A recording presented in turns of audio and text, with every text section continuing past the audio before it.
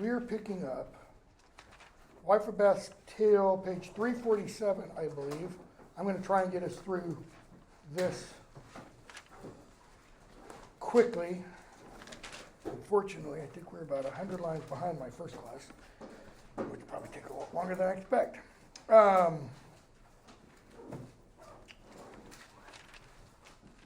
thought I had a note.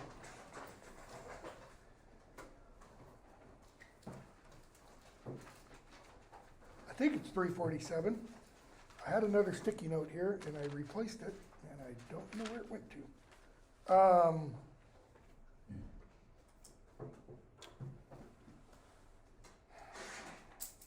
So the night, actually we'll turn over to 348. The knight and the lady get married, and we're told, top of 348, and we'll go back to the bottom of 347. When he was with his wife Abed Ebrat, he wallowed and turned to and fro. Okay? So, and you've got a gloss there. Kind of standard practice, Middle Ages. A couple get married, and the people at the party for the wedding escort them to their room, to the bridal chamber, so to speak. Let them in, close the door, lock it, don't let them out until the morning and the wedding's been consummated. I think I mentioned it here. They know the wedding's been consummated, and assuming the bride is a virgin, because they displayed dirty sheets out the window, bloody sheets out the window the next morning. I don't know why somebody came up with it, but anyways. So, she's lying there next to him. We're told 1086, I believe that is. His old wife lay smiling evermore, that is always, and said, "O dear husband, benedicite, that is bless you, fareth every night thus with his wife as you." Really? All men behave like this on their wedding night? How is he behaving? Go back to the previous page. Great was the woe the knight had in his thought when he was with his wife to bed brought. This is how all men are in their wedding nights? Is this the law of King Arthur's house? Notice what immediately gets questioned. Not just his behavior. He what? He reflects everything about Arthur and Camelot and the whole order of the knights. Okay? Is every knight of his so dangerous? And your gloss says standoffish. I'm your own love and your wife. I am she which have saved your life. If it weren't for me, you'd be dead. I never did unright by you. Next line. Tell me what I've done wrong. Why fare ye thus, act, travel, that's what fare means, ye thus with me this first night? And there's possibly a pun there on the notion of first night. I think, I'm not positive, I think this was an actual practice. At the very least, it is a notion that this might have been practiced. That on a woman's wedding night, to her husband, obviously, the local ruler of sorts, not like mayor, but lord, duke, etc., had what's called prima noctis, the right of first night.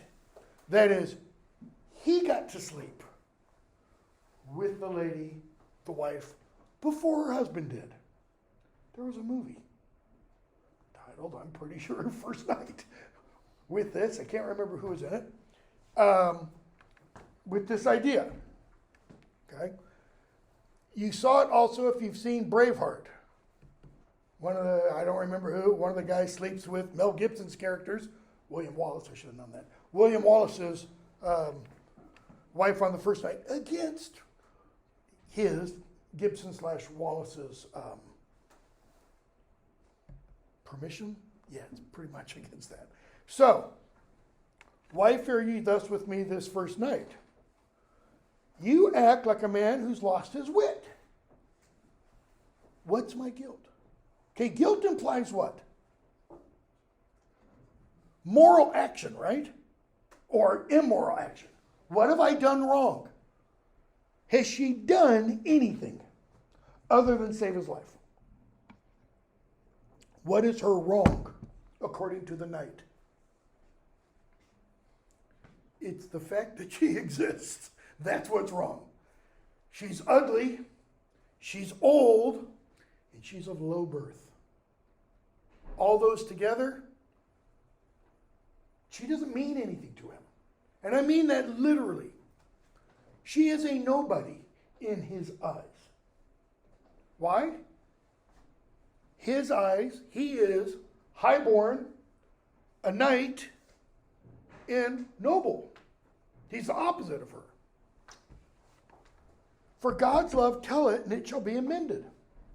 Tell me what's wrong, and I'll make it right. What's he thinking? How? How are you going to make this right? How are you going to make your ugliness into beauty? It's not like the 21st century. Go to a plastic surgeon, get a new face. Nope. How's she going to make her age into youth? Never seen a plastic surgeon do that. Try. Okay, doesn't work. How are you going to make and here's the really hard one, your genealogy different than what it is? He says, no, it can't be amended. Little wonder is it that I wallow and writhe. So God would break my heart. Come on, God, kill me now. Don't make me go through with this. Because what did he promise? He pledged his faith, his loyalty, everything about him that makes him him on doing whatever it is she requested. Okay? She goes, this is your problem? Because I'm ugly and old and low-born? That's it? Yes, certainly. She goes, I could fix that. Now what should he start thinking? Okay, she had a little too much to drink or something at the party. She smoked. Or, how? I could amend all this if that me lista erit days 3. If I want to, I can fix it within 3 days. So well ye might bear you unto me. You got a gloss? Provided that you behave properly towards me. Okay? Unknown caller. Yeah, go away. Too many of those. But, she says, you speak of this. Gentilessa. Has he? Has he used the word gentilessa? I don't think he has. Why does she say you speak of it then? She's using this as the umbrella to cover all the things he talks about. In other words, you've talked about the particular things. Let's talk about the general that is over those particulars. This idea of gentilessa. What in the world is meant by gentilessa? Is it high birth? Partially. It's from gentilessa that we get the word gentle. Related to that, gentleman. A gentleman, Middle Ages, someone who is of high birth. Okay? Someone of higher status in society. What else does it mean? So that's partly it. Moral behavior. Virtuous behavior. Everything, remember what I had written down over here a couple of weeks ago? Everything that's in the Pentecost oath. Everything that made a knight, that's all part of gentilessa. Proper behavior, looking out for the weak, defending the weak or the defenseless, feeding the hungry, all of that. Okay? She says, but you speak of such gentilessa as it descends out of old riches. She doesn't mean necessarily monetary riches. She means bloodline. Who are some of the quote-unquote old bloodlines in the United States? Think politics. Well, I was going to say the Kardashians. Louder? I was going to say the Kardashians. Nope. Kennedys. Kennedys. Bushes. Bush line goes back, way back. Kennedy line goes way back. Okay? They've been referred to, shoot. JFK's 2 years in office, 3 years. Anybody know what it was called? Camelot. It was called, literally, Camelot by the press. He was, therefore, Arthur, and Jackie was Guinevere. From all indications, Jackie was nothing like Guinevere, and Jack was like Guinevere, JFK. Okay? So, you speak of such gentilesse as comes out of heredity, that therefore should ye be gentlemen. That therefore you should be called a gentleman. Why? Because of your noble birth. I'm going to make another reference to it. You've heard me refer to it too many times already. A Knight's Tale. Okay? With Heath Ledger. There's a scene where his character is in the stocks. Why? Anybody know? Has anybody seen it? Watch it. It's really good. He's in the stocks because his true name, character, birth has been revealed. He's not a knight. He's the son of a thatcher. Lowborn. And the Black Prince comes up to him. That's who that character is, by the way. The Black Prince comes up to him, looks at him in the face because he respects William, because William tilts when he shouldn't. That is, he rides in the joust against him, even though he knows this is the future heir. This is the heir of England, the future king. Everybody else, once they realize who this guy is, they quit, they forfeit. And he's like, come on, I just want to joust somebody.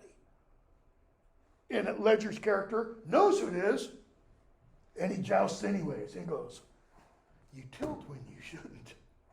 And what he means by that is, I am the prince. You shouldn't. Because he could die. Okay? So he leans down and says, you tilt when you shouldn't. That's noble. And your men love you. And that's noble too. Okay? I won't say anything else about it. But he's getting at what? Gentilessa. The guy is about the lowest born you can be. And he acts more noble than one of the knights who is famed throughout Europe. Who's a real cad, by the way. So, such arrogance is not worth a hen. Such relying on your family name. Have any of you read, maybe you will if you take 3020.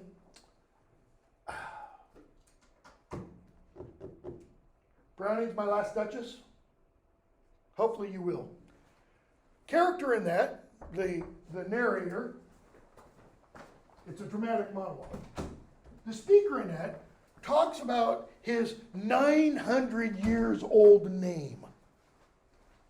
And his last Duchess didn't respect the gift of the 900 years old name. He's saying, my worth, it's tied up with my name. Okay? She says, 11:13, look who that is most virtuous always, privately and apart. What's privately and apart mean? Where do the Kardashians, since you mentioned the Kardashians, where do the Kardashians metaphorically live? Not literally. Television. Out there for everybody to see. So is anything done privately and apart, metaphorically speaking? No. Okay? She's talking about where? In your house, behind closed doors, no TV, nobody watching, nobody observing. What? Who then is most virtuous always? Always when? Privately, apart. In most intendeth I always to do the gentle deeds that he can, that he is able to. Okay? What is she saying? That is the person who shows true gentilessa. The person who, no matter what, tries to do gentle deeds. Not for public praise. It's the difference between somebody who doesn't draw attention to his or her, let's say, charitable gifts, as opposed to the person who says, look, I'm giving $20 million to. I don't care your politics, I don't care your musical tastes, etc. It's Taylor, I'm going to give an example of what she's talking about as bad virtue. It's Taylor Swift announcing every place she has a concert, I'm donating all this money to this food pantry, this homeless shelter, this XYZ. Okay? Why? Look at what a good person I am. Okay, not knocking her music or anything, but according to the lovely lady, she's saying, that's not this. That's what? That's PR. You do it so that people have a certain idea about you. So, take that person, the one who does it privately, nobody knows, take that person for the greatest gentleman. Notice, what's the requirement there? High birth? Nope. Good looks? Nope. Youth? Nope. It's all what? Behavior. It's all how one behaves. Christ desires, that's what wall means, that we claim of him our gentilessa. That we claim from him our metaphorical genealogy. Okay? Meaning we get our virtue from him. Not from our elders for their old riches.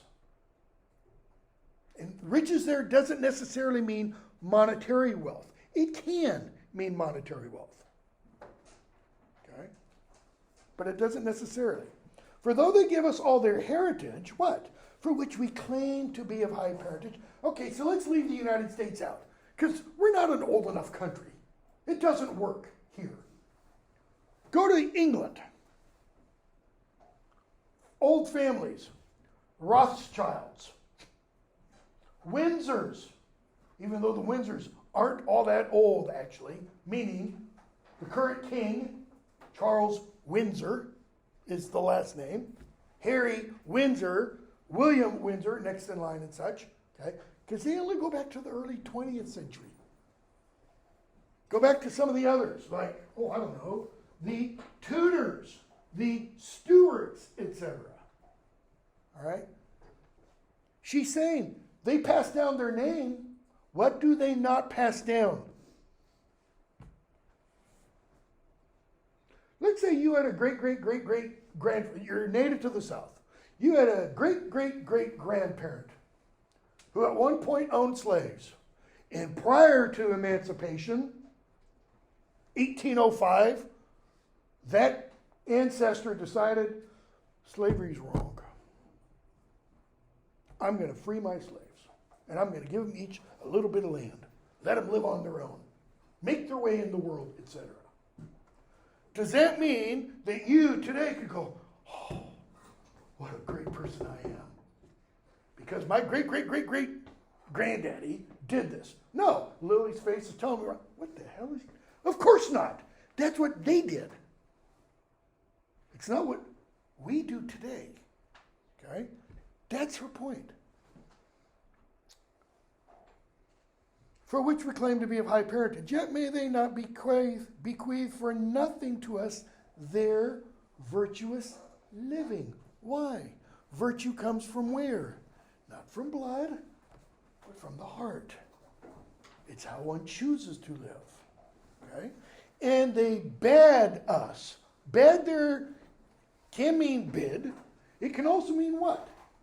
Commanded us to follow in such degree, to live like them. And what does she do? She, the old lady, within the tale that the wife of Bath is telling, she quotes an authority. Remember, the wife of Bath begins her tale and says, experience, not authority. That's what I like. Okay? I'm not going to appeal to authorities. And then she goes on throughout the prologue and talks about all these authorities, who are all bad authorities. Why?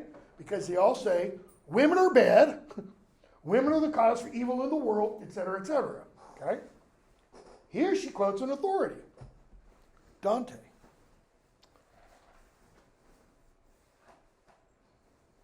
So we're going to skip a bunch again. And she says, 1134, if gentilessa were planted naturally, that is, if you were born with it, unto a certain lineage down the line, privately nor apart, then would they never find to do of gentilessa the fair office. That is, if it were in your blood, then you would behave the same way in public as you do in private. And vice versa. You would behave the same way in private as you do in public. She's suggesting what? A lot of these people who claim to be this, they act one way in public. Hey, I'm an Arthurian knight. Look at me. I wear the bright red cross. Good Christian. Meanwhile, out in the woods by yourself and you see a hot young girl, rape her. That's in private, right? Gentilessa? Not so much. Christian? Not so much. To do of gentilessa the fair office, they might not do no villainy nor vice. Yes? So going back to the, if gentilesse were planted naturally, so you're saying like you're born with being genteel. Would that also apply to what you were saying earlier about like your ancestors doing something in it, like? Yes. She is saying you're not born gentle. If you were born with that inside, then you would behave the same way in public as you do in private. Her implication is, who's she talking to? Her husband, the rapist. What's her point? You raped a girl. Don't go talking to me about being gentle. This kind, not tender. Don't talk to her about being tender either, because a rapist isn't tender. She's saying, everything you've done does what? It negates that whole gentilessa idea. I mean, if you think about what he did, and what I had up here about code of chivalry, he blew it out of the water. Here's a sample, creative project, if you want to. Put yourself in Arthur's shoes, and this guy's brought to you. Me, I wouldn't let Guinevere decide. I'd say, you did what? Okay, the easiest thing he's getting off with? Probably castration, maybe a little more. The worst? I'd kill him. Especially if I lived in the Middle Ages. I mean, that was the kind of offense a husband, father, brother could take justice into his own hands, right? She's talking to her husband, the rapist, again, about gentle behavior. She goes on. talks about fire and etc. I'm going to skip that. So she says, line 1146. Here may ye say, well, how that genteria, that is bloodline, genealogy, heredity, is not annexed to possession. That isn't linked to possession, like wealth, riches. Since folk don't do their operation or don't behave, okay, always as does the fire also in his kind. A Lord's son, for God it knows, men may well often find a Lord's son does shame and villainy. Oh, dear husband. Okay. And he that will have esteem for his gentry, that is, for his high birth, what? For because he was born of a gentle house, that is, high birth, high name, and had his elders noble and virtuous, his elders, his ancestors were noble and virtuous. What? And did themselves not, and he will not himself do gentle deeds. It does not follow that his gentle ancestors that dead is, he is not gentle. What's she saying? Just because you might have raped somebody, that says what about your ancestors? Nothing. It's not their fault. But the reverse of that is also true.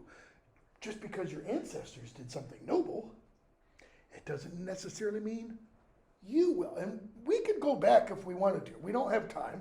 But we could look at political figures and go, look, this person, maybe did something well. And then look at the kid. Or maybe, maybe not famous people. Look at somebody famous who was a good, upstanding, quote unquote, moral. And then you look at the child and you go, come on. Often what we say is the apple doesn't fall far from the tree. Sometimes it does, meaning the child breaks away from that kind of behavior. Okay? She goes on and quotes more authorities. So, the first thing she addresses is what? Noble birth. Right? What does she say? Your noble birth counts for nothing in terms of this. Why? Because he still raped a girl. So what's his other problems with her? 1177. Let's see. And you reproved me because of my poverty. Okay. The high God on whom that we believe in willful poverty chose to live his life. Right? Did Jesus have a bank account? Does he have a place to stay wherever he goes? No. He says, foxes have holes and birds have nests, but the Son of Man has nowhere to lay his head. Okay? He chose poverty, she says. And certainly every man, maiden or wife, may understand Jesus, heavenly King. He would not choose vicious living. In other words, to be poor is not what? This guy made it one. Henry VIII. To be poor is not a crime. Henry VIII literally made being poor a crime. You could be thrown in jail for being poor. That's where the whole idea of the debtor's prison came about. You owed money to somebody, you didn't pay it back, you're thrown in prison. Think of the logic of that. You're in prison now. How do you ever pay back the debt? You can't work. You can't make an income. Okay? Yes? Obviously, nobody wants to go to prison, but would they torture them, or was it just kind of defined torture. The debtor's prison was just kind of more neglectful. So think of a room like this size with maybe 2 or 3 times as many people. Straw to sleep on, empty bare floor to relieve yourself on, food brought in a wooden bowl that would just pretty much be thin gruel, dirty water, and you're just there. I mean, Dickens is the great writer of debt and debtors' prisons and all that kind of stuff. A Christmas Carol touches on debtors' prisons. Okay? So, Jesus chose poverty. You can't tell me, therefore, that poverty is vicious, to use her word. Low. Glad, joyful poverty is an honest thing, certainly. Now, we have someone on the pilgrimage who is probably, by all definitions of the word, poor. The plowman. Okay? He works hard. We're told he's sore. We're told he digs ditches and plows fields for people even when they can't pay him. He regards it, Chaucer tells us, as his Christian duty. So, cheerful poverty is an honest thing, certainly. And then she quotes Seneca, okay, or refers to him, in Juvenal and others.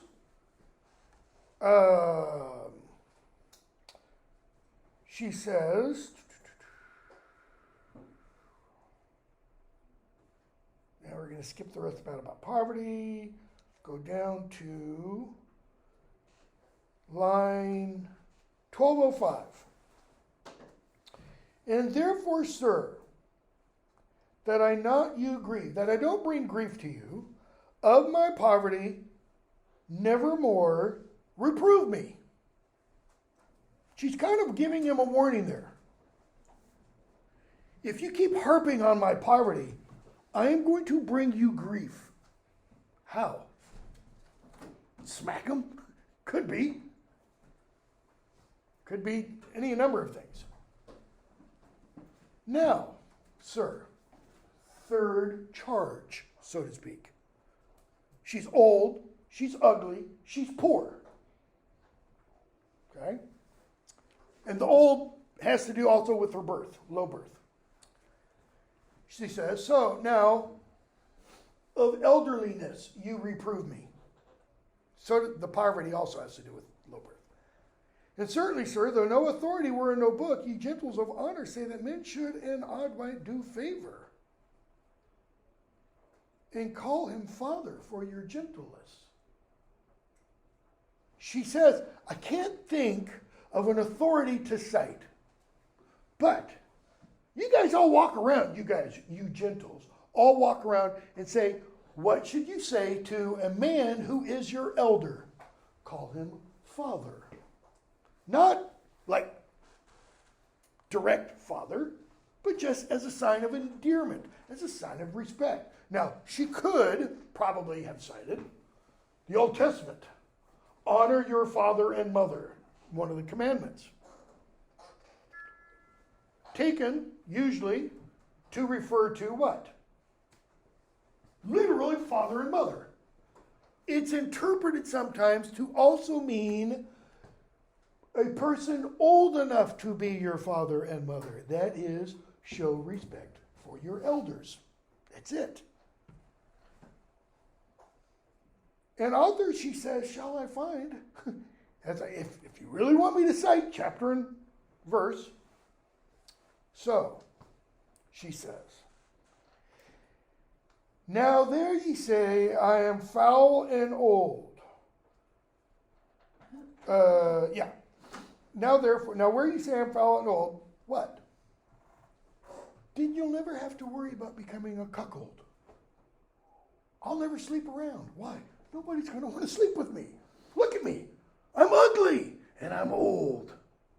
Men are going to go, run away, you know. For filth and oldness, ugliness and old age, also may I thrive. Be great wardens, also may I thrive. That's a nonsense phrase. Chaucer throws that in to fill out the verse, to fill out the meter. Okay? She just means, I swear to God. What? Old age and ugliness are great wardens, guardians of chastity. If she had been the one he found in the forest a year ago, you think he would have raped her? Yeah, probably not.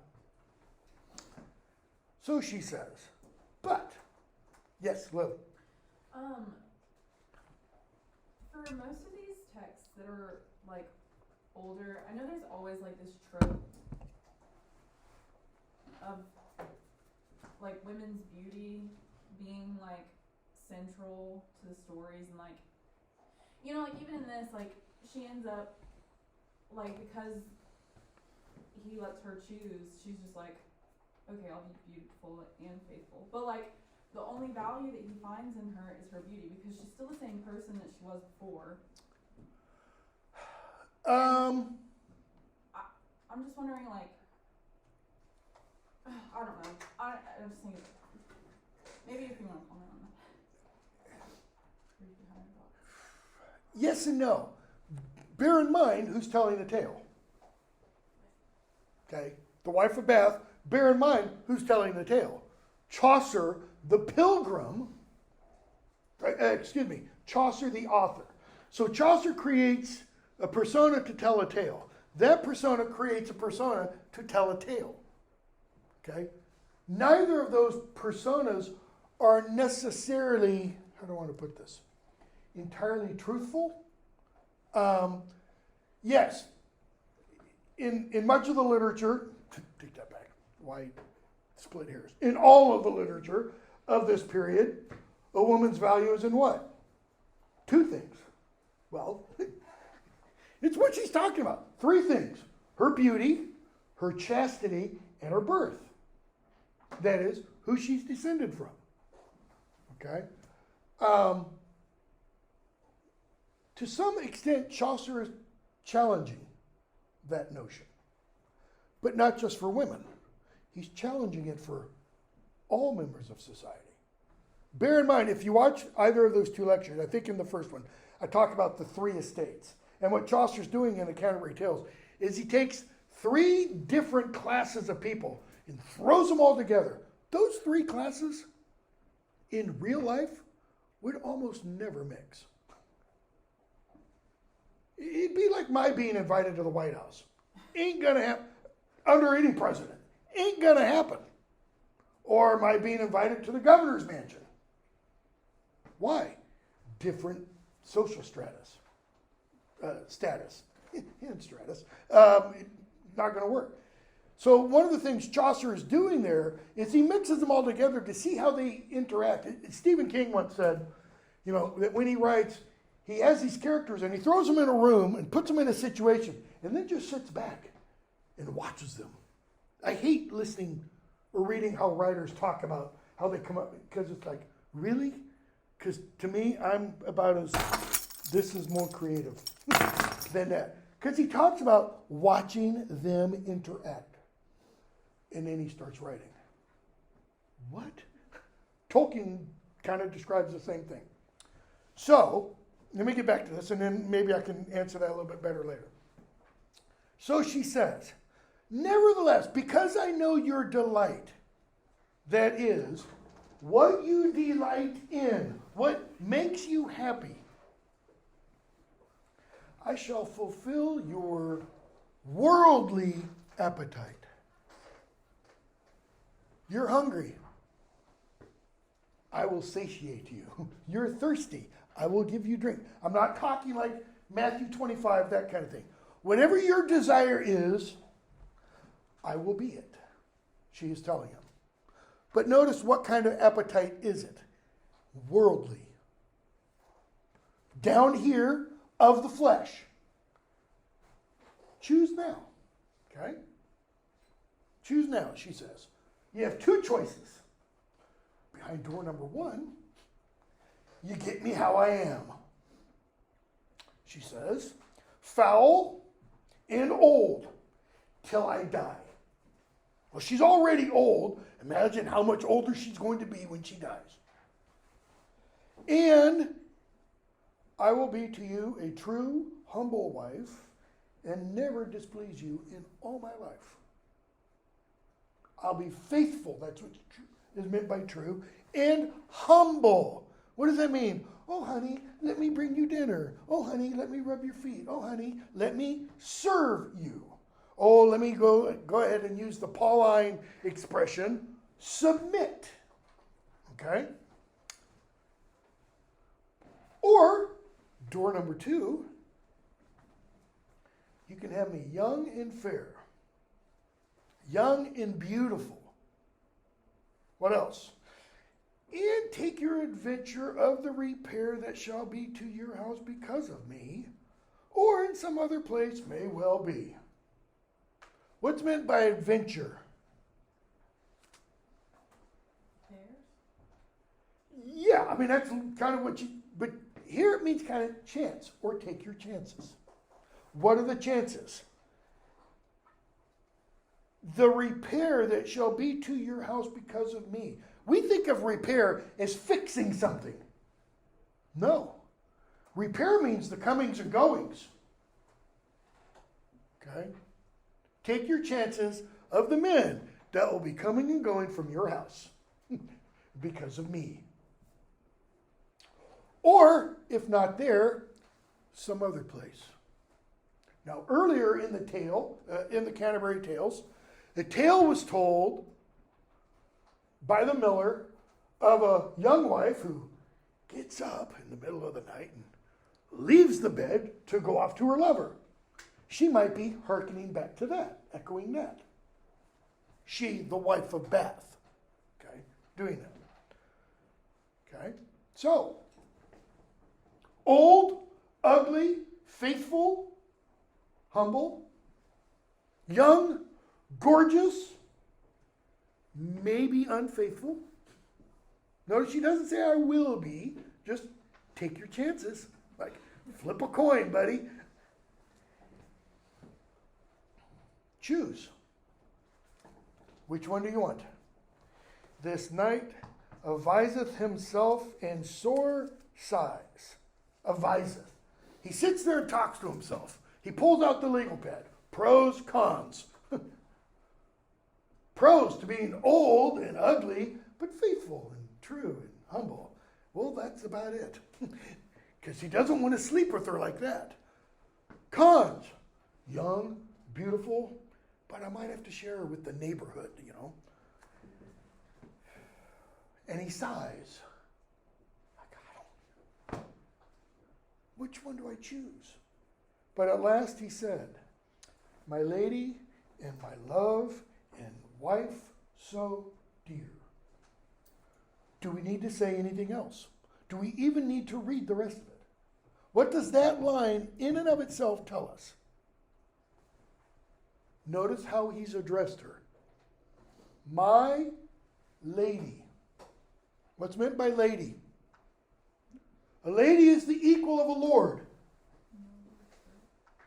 Some poor slob living in a hovel who's married doesn't call his wife my lady. Why? Because he ain't a lord.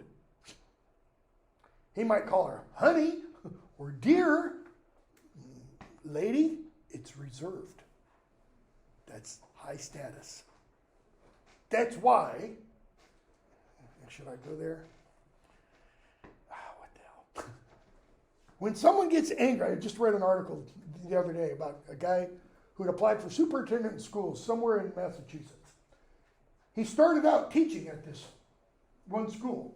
He was going to become superintendent of the school district and actually teach in this one school. And he was really looking forward to it, blah, blah, blah, blah, blah.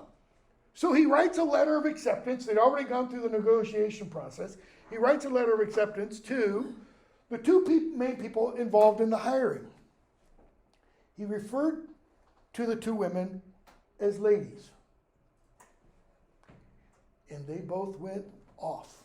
I mean, how dare you use this microaggression, the whole 9 yards. And he just retracted his name. He said, no, take that back.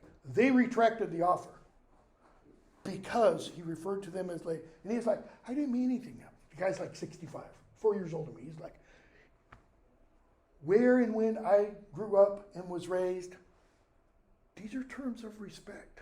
These are terms of honor. They're not, I don't mean to belittle anyone. Okay? And it's created this firestorm of sorts. My lady, he says. My love? What does that tell us? The hook is in. She's got him. and wife.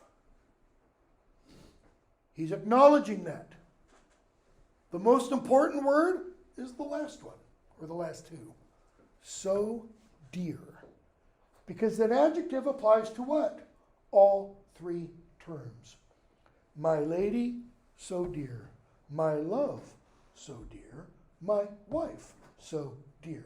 What does dear mean? It doesn't mean anything if you're at a checkout stand and someone says, my dear.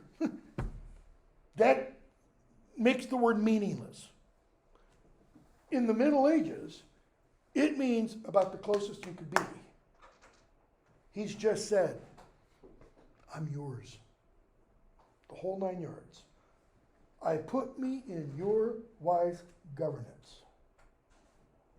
Meaning, you govern, you choose, you control. Now, I used the word earlier. I said, let's use a Pauline submit. I'm going to get back to that in just a second. I put me in your wise governance. Choose yourself which may be most pleasant and most honor to you and me also. Notice who he puts first. Her. Whatever makes you most happy, pleasant, and what? Honor. This word can be summed up with that old idea of honor. Okay?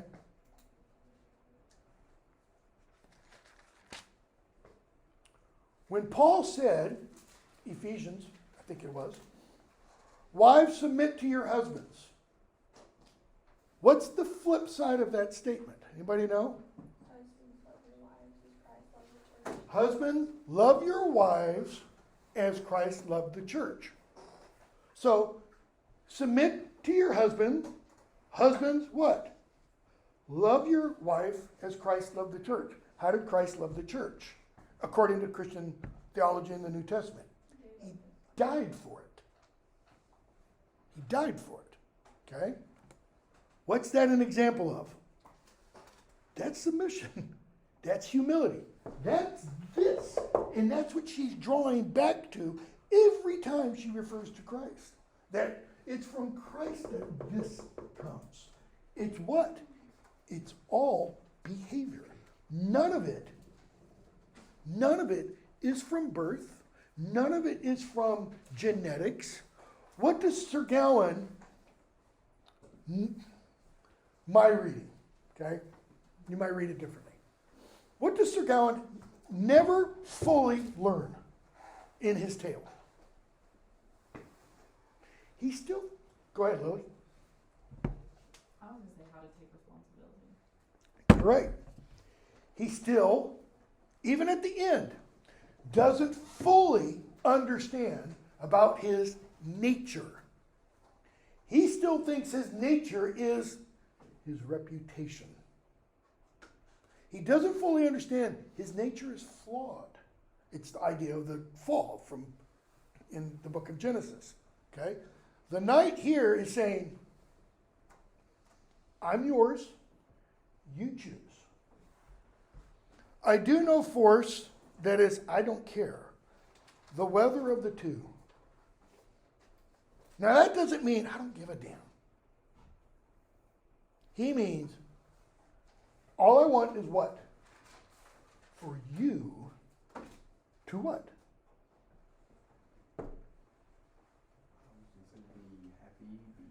Be happy. I want joy for you.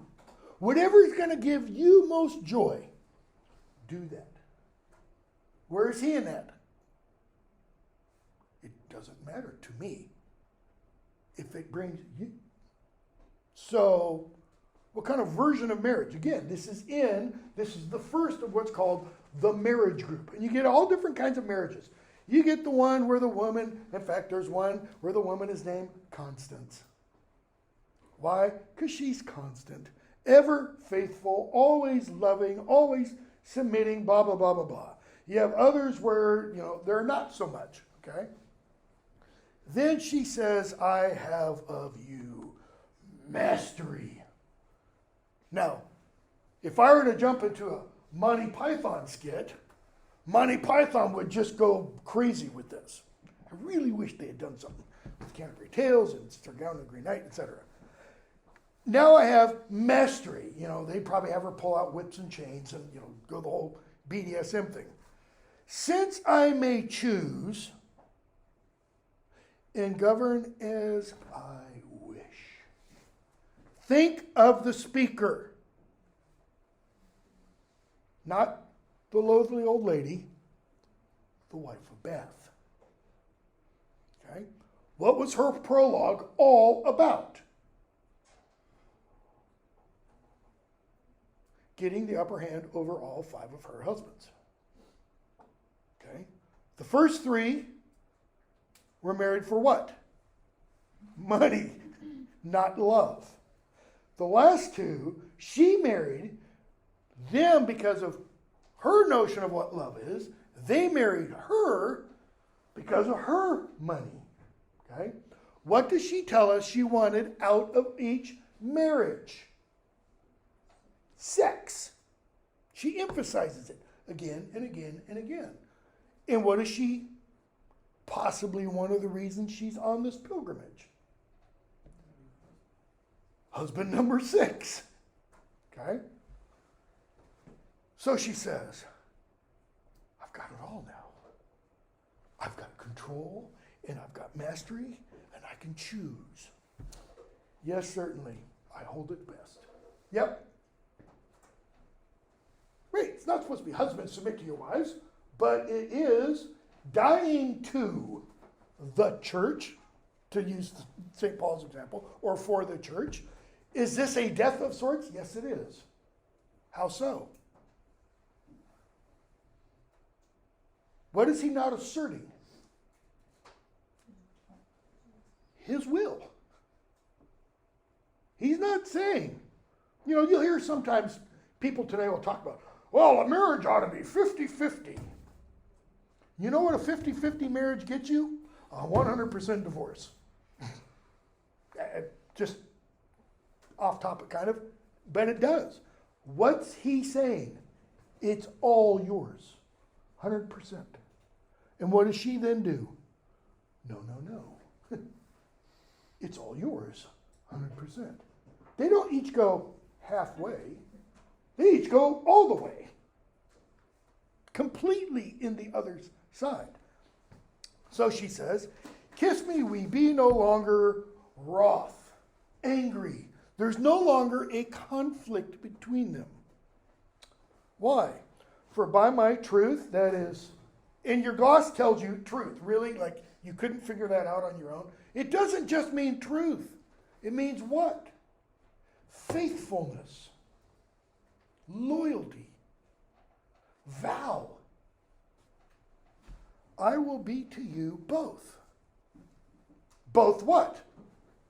Door number 1, foul, ugly, faithful, humble, beautiful,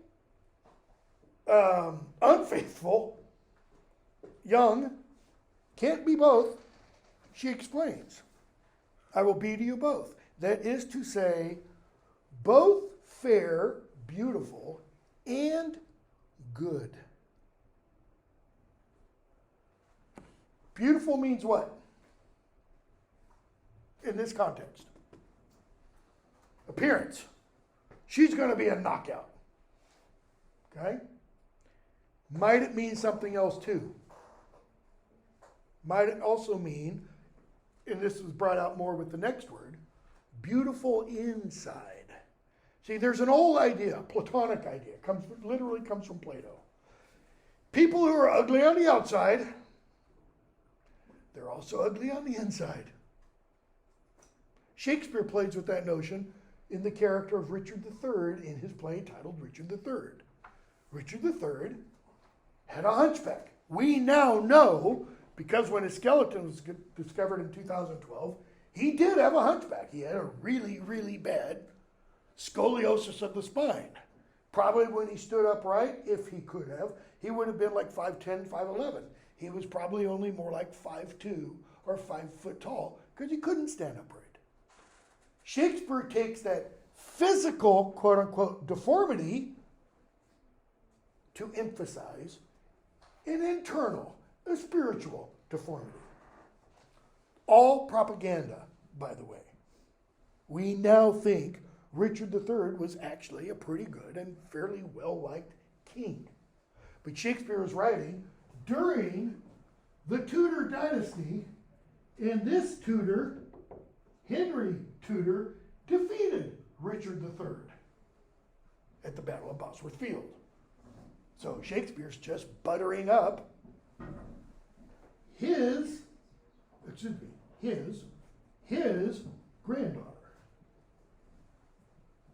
You don't speak ill of the current monarch's grandfather in the 16th century, because that's how you end up missing, or hands missing, or tongue missing. Elizabeth did all those, by the way. She had people's hands cut off. She had their tongues cut out when they spoke against her or said things she didn't like.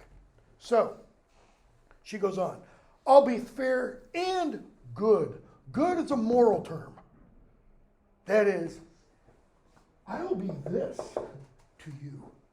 I'll be a true gentle. I pray to God that I may starve crazy. Starving is where we get the word starve. What happens when you starve? You're not just hungry. You literally die. But you die from hunger. She says, die crazy. Unless I am to you good and true as ever was wife since that the world was new. Now that phrase, that statement, can be read slightly negatively. How so? On its surface, what does it sound like? I will be as good and true to you as there ever was a wife, ever since the world was made. What's the problem? Possible. Well, the problem, go back to Sir Gawain and the Green Knight as the exemplar, is all women, what? Lily's giving me a look. They can't be trusted. They're not good and true. Why? Eve. It's it. And Eve passed it down to her daughter, and it got passed down to her daughter, and all women, this is a trope, are, in some sense, deceitful, untrue, unfaithful, inconstant. Okay?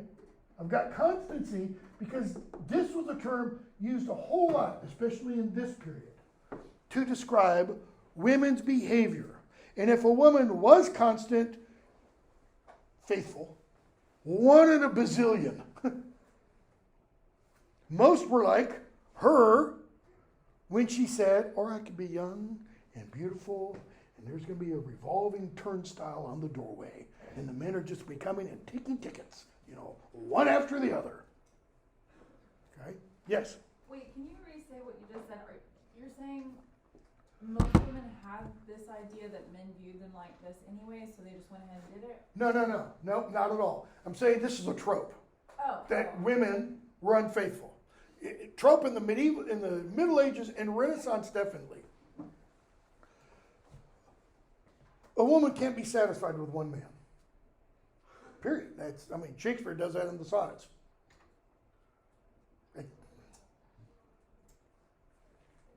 Physiologically, women can have multiple orgasms a lot easier than a man can. And it was thought, therefore, Middle Ages and Renaissance, they can't be satisfied by one man. Shakespeare's sonnet 135, I think that it is, where he puns on his name Will, which has 4 different meanings in his day. It can mean volition, desire. It can mean ability to do something. It can mean sexual desire. And it can mean genitalia. And he just puns on all 4. And he doesn't stop. It's like if Shakespeare can wring every last meaning out of a pun, he will. He's going to strip that horse dead. Okay? And he does in that one sonnet, which is why it's often not taught. There's so much meaning there, okay? No, it's this trope that women can't be faithful, okay? So she says, I will be. As ever there was wife, since that the world was new. Well, the trope is, go back to when the world was new. What happened? Adam, come take a bite of this nice apple. And there's, woe to man. That's an old popular etymology for the word woman. She brought woe to man. Okay? I'm not kidding. People used to think, well, that's where the word comes from. No, it doesn't. It comes from withman, by the way. Old English word. You know what withman means? Doesn't mean wife man. It just means female human. Wife is the shortened form of that. Wife doesn't historically mean married woman. It just means woman. The wife of Beth, she's unmarried. She was a wife, but she isn't now. She's on the prowl. So, she says, and by tomorrow morning, unless by tomorrow morning, I will be as fair to see as any lady, empress, or queen that is betwixt the east and the west. Okay? What's she saying? If I'm not as fair as any empress, queen, or what's the other word? Lady that lives between the east and, what's between the east and the west? See, north and south you can delineate because there is a true north and a true south. Is there a true east and a true west? Nope, they touch each other. She's saying, there will never be anyone as beautiful as I am. If I'm not that way by tomorrow morning, what? Do with my life and death as you please. If I don't fulfill what I just said, kill me. She just turns the tables again. It's almost like she's going, and you'll have mastery. You'll get what you want. Cast up the curtain. Look how that is. So now we're told, because I don't think we were told earlier, this whole conversation occurs how? One of them's on the bed, and the other one's outside the bed. The curtains are drawn. They're talking through the curtains. It's like he's holding, no, I don't want to look at you. Please, God, go away. Just die right now. But she won't. And so she says, pull the curtain back.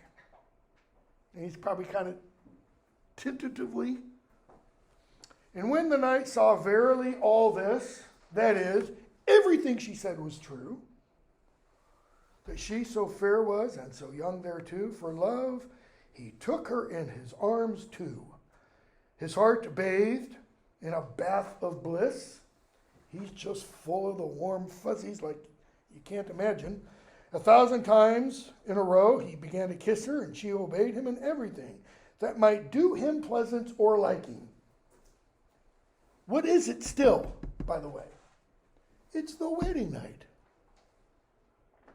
And they engage in wild, tumultuous, rapturous, whatever verb, whatever it is, adjective you want, adverb, sex. Okay?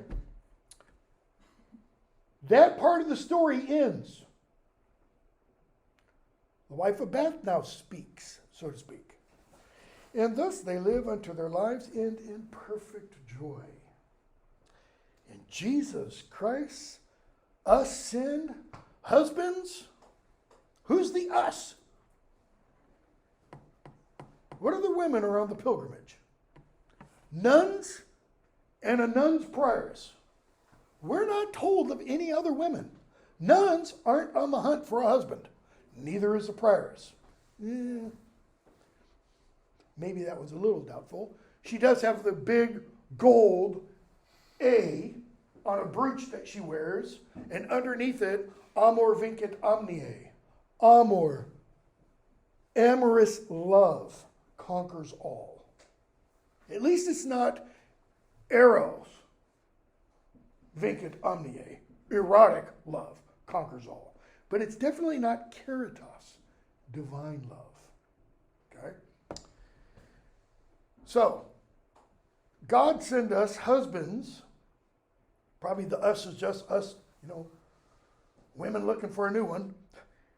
Husbands meek, young, and there it is, fresh in bed, lusty, horny, and grace to overbide them that we wed. So God, send me a handsome, young, horny man and the grace to master him. Grace, what does she mean by grace there? The power to control him. Like husbands, did she control all of her husbands? She definitely did the last one. Tore the books out of his page. He beat her, she beat him back, and he was like, okay, stop. Grace to overbide them that we wed. And also I pray, Jesus shortened their lives. Yeah. That will not be governed by their wives. And old and angry niggards of dispense that is spending, God send them soon very pestilence. So, big long prologue, twice the length of the tale. Then we get the tale, and then we get about these last 8 lines. What do the last 8 lines do, for the lack of a better phrase, and I don't really like this phrase, but I'm going to use it anyways. What do the last 8 lines do to the moral of her tale? Not the wife of Bath, the old lady that the wife of Bath is giving voice to. What is her tale about? Yes. And it's all what? Virtuous, noble behavior. What do the wife's last 8 lines do to this? It kind of undercuts it. Is there anything noble, anything virtuous in those last 8 lines? Not really. What about the prologue? Not really. But she gives us a great tale in the middle, because the tale emphasizes what? Is a tale directed just to knights? No. It's directed to whom? Everybody on the pilgrimage. Starting from the knight all the way down to the plowman. And it's about behave virtuously. That's it. Behave virtuously. Within the context, what does that mean? That is, within the context of her tale. Be like Christ. She keeps going back to him as the model for these things. And then she comes back to this, and she undercuts herself. Why? Well, there's possibly a couple of reasons. One, the wife of Bath is a very dangerous tale to be told in the 1390s. I mean, she is often referred to, feminist critics of Chaucer, and there's quite a few feminist critics of Chaucer. It's pretty much the dominant criticism these days. Refer to her as a proto-feminist. And via her, they refer to Chaucer, often as a proto-feminist. Hers is the only tale like this in the Canterbury Tales. 24 tales, 1. There are other women tellers, okay? Nuns Prior is the main one. Hers isn't like this at all. Hers is your typical kind of biblical morality tale and how wonderful people should be, etc. It's not like this. So Chaucer has to do something with her character to make it appear that he's not necessarily espousing everything she says. Like, screw the church. I don't need the church to tell me how many people I can marry, blah, blah, blah. Okay? And Chaucer even ends the Canterbury Tales with a retraction. Okay? The retraction is essentially, if anybody's offended by anything I said, remember this is all just a story. It's just fiction. It's not serious, folks. And please, pray for me. Pray for my soul. Pray for my redemption. And that's pretty much it. I mean, it's much, much longer than that. But So are you saying that, like, the last 8 lines of the tale, you think possibly he put those in to make her seem like a bad person and less credible to listen to? to some extent, yes. But he doesn't do that only with her. Every person who tells a tale, with the exception of 2, Chaucer undercuts. He begins the undercutting in the depiction of them in the general prologue, and then in their prologues and tales, and or if they interrupt others, like the partner and the friar do, okay, in those instances. The only 2 that he doesn't undercut at all, and by that, what most scholars suggest is the only 2 that Chaucer actually holds up as models to be emulated are the parson and his brother the plowman. The parson is the lowest member of the churchly class, the lowest member of the clerical class, if you want, and the plowman is the lowest member of society. And that's because they, according to Chaucer's portrayal of them, fully embody Christ's teachings. They don't do anything that Chaucer or anybody else in the tales ever question or ever say anything negative about. They're like walking angels. Everybody else, pretty much everybody else, there's something. Even the knight who starts off the Canterbury Tales, who Chaucer praises up one side and down the other. Terry Jones, one of the founding members of Monty Python, one of the reasons I keep mentioning Monty Python, Terry Jones was a fantastic medievalist. He wrote a book called Chaucer's Knight in the mid-70s. And he argues Chaucer's Knight is not this great exemplar of knighthood. And he does it on the basis of his analysis of all the campaigns that the knight fought in, that are listed in the description of the knight in the Canterbury, in the general prologue. Jones argues that many of those battles were against other Christians. He's described as, he went off and he fought the Saracens, Muslims. Good Christian defeating, Saracens and such. Many of those battles, they weren't against Muslims. They were against other Christians. And when we get up to some of this stuff, I'm going to talk about, how did the Renaissance occur? Well, part of it began through Western Christian Catholic crusaders attacking Eastern Byzantine or Orthodox Christian cultural centers, the biggie being Constantinople. They raided Constantinople before it was overrun by the Ottoman Turks in 1453. They didn't just raid it. They killed priests in what's called the Hagia Sophia, the central church, the greatest church ever built. Still exists. Now it's a museum. In the last couple of years, they returned it into a mosque, or they're going to turn it back into a mosque. Originally built in the 6th century. Huge. Okay? Killed priests, the Crusaders did, in the church. Raped women on the altars.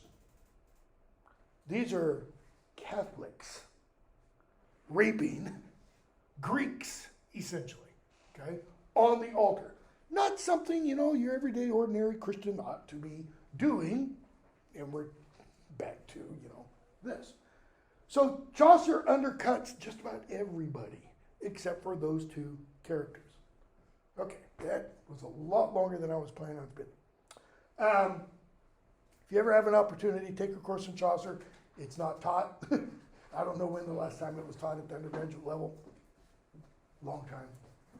Or the medieval lit course. They might do more Chaucer, but I don't think so. Okay, we've got about 10 minutes. So I'll do some of this. Let me start with the earliest date. 1453, I think I mentioned before. 1453, Johannes Gutenberg invents in Germany the printing press with movable type. Okay? I think I've referred to it before as the movable printing press. I mean, it could be moved from one place to another, but it's the fact that it's movable type. And it's from this printing press that we have our usage today describing handwriting or letters. Large letters are called what? Capital or uppercase. Smaller letters are called lowercase. We don't call those minuscule, but that's the other version of the opposite of capital. That's because of the printing presses, the compositor, the person who sets the type in the press, the compositor's case or box where the letters, individual letters were kept. You had a box, that would have a flat part here and an upper part here that would be at an angle, okay? And this would have a whole bunch of compartments, at the very minimum 26, because of the letters, okay? And then down here you'd have another compartment with 26 at least cases, plus, or boxes, plus periods, commas, semicolons, colons, question marks, exclamation marks, later. They weren't using those in 1453. Up here was called the uppercase. These were all what we call capital letters. Down here was called lowercase. These are all smaller letters. That's where we get upper and lowercase from. So he invents this in 1453. What immediately becomes possible? Modern media. Essentially, it can all get traced back to this. Why? Because you could write something, go to the printer would set it into type and print off 20 copies. It might take an hour because it's got to set each letter and space each word and all that kind of stuff. What's called leading in, I can't remember what spaces are called between lines. Do all that and print off 20 copies, and then you have 20 copies and you can go distribute them. Or books could be printed. This immediately led to rise in literacy. It wasn't important to be able to read before then, because you didn't have reading material, unless you were really wealthy and could afford somebody to copy a manuscript for you. Okay? So this is in 1453. By 1600, printing press comes to England in about 1474, 1475. By 1600, 90% of the British populace could read. That's more than the United States now. I think last time I looked, it might be that now. I think last time I looked, we were like at 86, 87%. Go to Baltimore. I read something the other day. I think this is right. I think it's like 90% of fourth graders cannot read. 90% in the public schools cannot read. Because they just get passed on. Anyways, 90% of people could read. Okay?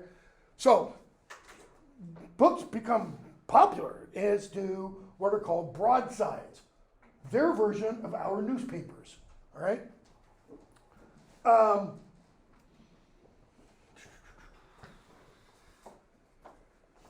This term, Renaissance, means rebirth. Rebirth of what? Humanities. Ancient learning. Ancient Greece and Rome. How was it a rebirth? Where did the learning come from? Remember those city centers in the east that I mentioned? Well, when those were raided by the Crusaders, they also brought back with them manuscripts to Italy, France, etc. Okay? That's what begins the Renaissance. The Renaissance begins in Italy in the 13th century. Crusades began in the late 11th, 1050 something is the first crusade. So they start bringing back these manuscripts. These manuscripts are of ancient Greek and Roman writers, as well as Arabic. What gets introduced into Western Europe? Never should have happened. A pox on all their houses. Algebra is introduced. Okay? Stop that. Go away. At that time. Okay? So that's beginning of the Renaissance. Just means rebirth. 1485, we talked about briefly before, mentioned it again. Battle of Bosworth Field. End of the Middle Ages. Henry Tudor, last name Tudor, Welsh, by the way. Tudor is the Welsh form of my first name, Theodore. Okay? Henry Tudor defeats Richard III at the Battle of Bosworth Field. That's in 1485. He reigns as Henry VII until 1509. He dies. His second oldest son becomes king, Henry VIII. Why his second oldest son? Because his eldest son, Arthur, died. Not much longer before that. Arthur had married, let me find her, Catherine of Aragon. Okay? And I'm pretty sure he died about 6 months later. Henry VIII marries Catherine of Aragon, marries his dead brother's sister. People think Hunter Biden having a fling with his dead brother's wife is, new. It's not new. It's in Hamlet, for Pete's sake. He marries his dead brother's wife, and she doesn't produce a male heir, so he divorces her. He divorces her on the pretext of, what was it? They didn't consummate their marriage or something, which can't be true because she had married. Anyways, Henry VIII rules from 1509 to 47. When he becomes king at 1509, he is a strapping, young, at the time, handsome, virile warrior of a man. By the time he dies in 1547, I'm not kidding. Take like the three of you and me and put us all together, and he's bigger than that. You can go to the Tower of London and look at his armor. You can see his armor from when he was about 18 to shortly before his death. And he goes from looking like Mr. Incredible to, if you're familiar with the Incredibles, to a huge potbelly stove. I mean, he was like over, if I remember right, 450 pounds when he died. He had to be hoisted up onto his horse. Poor horse. Probably a Clydesdale, I would imagine. So, he dies. His youngest child, Edward, becomes king. He's only like 10 years old. So he's not really calling the shots. There's a Lord Protector behind him calling the shots and such. Edward dies, fairly young age, 16. He's ill most of his life. He dies. His eldest half-sister, Mary, becomes queen. She's the one from whom we get the drink name, Bloody Mary, because she killed Protestants. She was thoroughgoing Catholic. Edward was thoroughgoing Protestant. It's during his reign that Puritanism gains a hold. Okay? Henry was kind of ambivalent. He broke away from the Church of Rome, but he didn't do it because of theological reasons. He did it because he wanted to get married again when he divorced Catherine of Aragon so that he could marry Anne Boleyn, who he was already having an affair with. Okay? So, Catherine has Mary. Anne Boleyn, she's already pregnant, if I remember correctly, has Elizabeth. Edward, from wife number 3, who I think, pretty sure about this, he's already having an affair with, because he's already getting ready to off Anne Boleyn. She had an affair with somebody else. A lot of affairs. And it hasn't really changed very much between the kingship, queenship then and today. Time is it? 1104. Mary dies, and we get the queen for whom the period is named, Elizabeth I. She has one of the longest reigns of an English monarch, 1558 to 1603. When Elizabeth becomes queen, she kind of does what Henry had. She kind of has a religious don't ask, don't tell policy. And just keep it to yourself. If you're Catholic, that's okay. Just don't go flaunt it in the public. Okay? Henry was pretty much the same. I'm going to come back to these four again on Tuesday, and we'll do the rest of this. Follow the reading that I sent in that email, the D2L post, late last week for Tuesday. I think I've got a thing in there about what Shakespeare sonnets to read. I will send out an updated reading syllabus list for the remainder of the semester. Remember, Tuesday, you need to tell me by Tuesday what you're going to do your project paper on. Send me an email. If you've already talked to me, send it again in email so I have a written record, because my mind's like mush. Okay? And it's due a week from Tuesday, the final project paper. Okay, so send you an email instead of telling you. Yeah, send me an email as a reminder if you've already spoken to me.